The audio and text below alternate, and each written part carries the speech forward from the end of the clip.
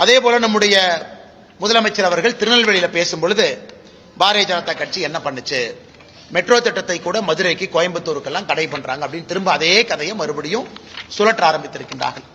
உங்களுக்கு தெரியும், அதிகாரப்பூர்வமாக தமிழ்நாடு பாரதிய ஜனதா கட்சி கோயம்புத்தூர் மதுரைக்கு மெட்ரோ வேண்டும்.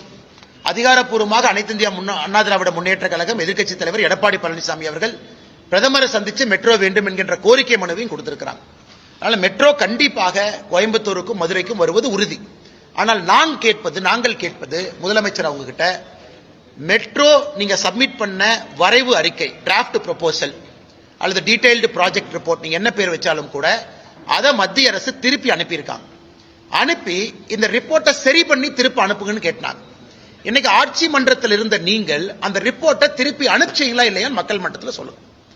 அதாவது மத்திய அரசு உங்களுக்கு திருப்பி அனுப்பின கடிதத்தில் இந்தந்த லாக்குனா இருக்கு, இந்தந்த ப்ராப்ளம் இருக்கு, குறிப்பாக கோயம்புத்தூரை பொறுத்தவரை என்னென்ன பிரச்சனை இருக்குன்னு மென்ஷன் பண்ணியே கொடுத்தாங்க.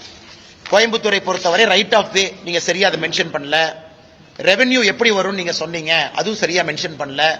அதே போல மக்கள் தொகை அடிப்படையில் 2011 சென்சஸ நீங்க அடிப்படையில் வச்சு சொல்லியிருக்கிறீங்க, இன்னைக்கு மக்கள் தொகை ஏறி இருக்கு, 2,20,00,000 தாண்டி இருக்கு அப்படிங்கிற எத்தனையோ விஷயத்தை குறிப்பிட்டும் கூட மாநில அரசு எங்களுக்கு தெரிந்தவரை இதுவரை அந்த ரிப்போர்ட்டை சரி பண்ணி திரும்ப அனுப்பல.